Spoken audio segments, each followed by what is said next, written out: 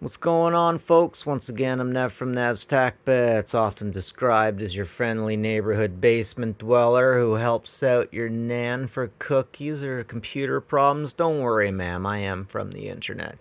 And today I want to talk about popular mechanics. Man's quest for speed. I love that cover, the retro futurism on. Is that a unit on a monorail with a jet engine? I freaking love everything about this image. So that's June 1985, breaking records on land, sea, and air. You can tell this is from the 80s because the gentleman is wearing personal protective equipment.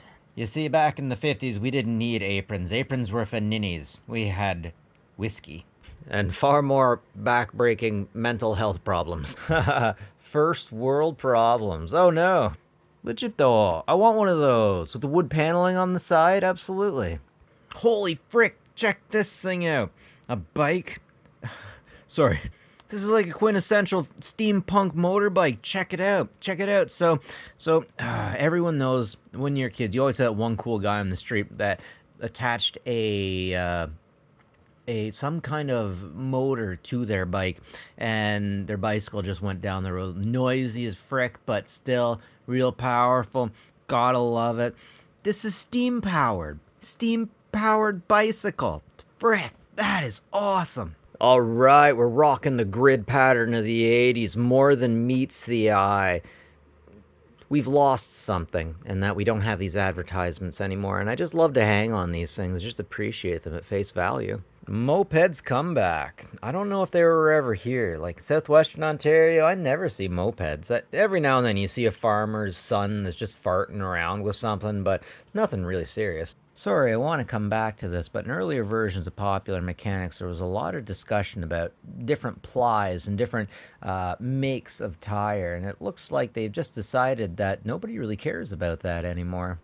Once again, we have Black & Decker bragging that they donated a whole bunch of stuff to the Statue of Liberty's reconstruction. But I wonder, Black & Decker, that's usually like a home brand, right? Man, I gotta say, from living in southwestern Ontario, it's really sad how much vehicles just get lost to rust. Oh boy, I sure hope that horse is put together with more than just glue. Snuff? Snuff? I thought that was chaw. So there's stuff that you are supposed to like just inhale, right? That's snuff. What? I really don't like the looks of this because it's a woman without a helmet, a three-wheeler, and I feel like so much could go wrong here. Locking pliers. Huh, I wonder what that never caught on. Better than new. No, these days we would just throw that out and buy a new one. Can't have any of that repairing stuff. So this is interesting. AT&T phone filters to make stuff not hiss so much over the phone. I never heard of that before. I mean, I've heard of phone filters that you can use or that you'll need to use if you had DSL going to your home, but I didn't think that it was... Holy crap, is that basically what it is? Hey, check this out. Flat panel TV in 1985. 4 inches thick. That was a big deal back then. Absolutely love it when they give you the video, or not the video, but the breakdown. Hey, check it out, guys. This is basically how a cochlear implant works. But instead of having a physical connector, they have a wireless one. I am glad that they did the wireless, because, man, that would be rough. This seems so odd. I never see people smoking cigarettes at all anymore. He doesn't look cool. He looks out of place to me. Light my lucky. Is this a gay thing? Like, I'm feeling kind of a certain way for this guy if he'd be talking to me that way. I have saved so many people's butts by alerting them that if they have a really bad smell, they just need to refill a certain drain. Are we even allowed to show advertisements like this anymore? Bifocals looking better at 200. We've advanced from Ben Franklin's bifocals. We are making bifocals better, stronger, more alive. Huh. It looks like a tent that's trying to be a truck and a Pikachu at the same time. I like it.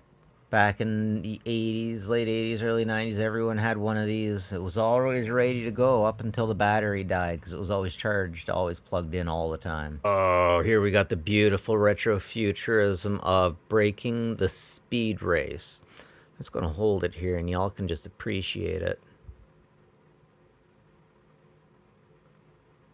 I just love the art, the retrofuturistic art. It's remarkable.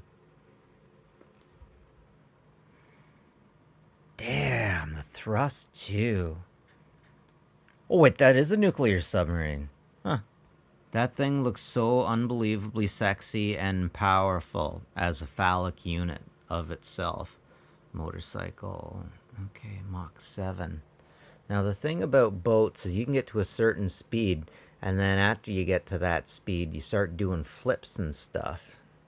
And then if you land on your head's not there anymore. This is the vehicle's top speed. What? I can get out and run faster than that, man. Oh, I love this stuff. This is the money shot right here, Bobby. I tell you what. As someone who knows silly up close, dude, that helmet is kind of silly. Yay, European cars. Is it true that you can still get... Is it true that you can... I thought I heard you get like a 1966 Dodge Charger new if you wanted to these days. Can you still... Is that a thing? Or my friend just pulling my leg? Oh, just when you thought the retrofuturism was done, they got the space fallacies. The phallic lasers just shooting from all over, my guys. And don't forget, it's not gay unless your balls touch, my guys. There is something so cool about forging, just the idea of taking metal, melting it down, and creating something hard and powerful. I freaking love forges. Holy frick, I remember that! We had one of those on the shelf in the garage forever. Huh, it was turtle wax. Okay. The Nordic track, everyone had one of those. Once again, we come across another advertisement for the Heathkits, and I freaking love the idea. Wait, you could make your own oscilloscope? Okay, that just blows my mind. That just blows my mind. Because legitimately, the further we go through time, the more of a throwaway technology system that we have, and the less we know what's going on in the inside of our systems. Okay, so you see how it says IBM compatible? So these days, the computers that we run are either x86 or x64. And before that, they were 486, 386, and then you get IBM compatible, and you get so many other different things. But he's a parachute skier.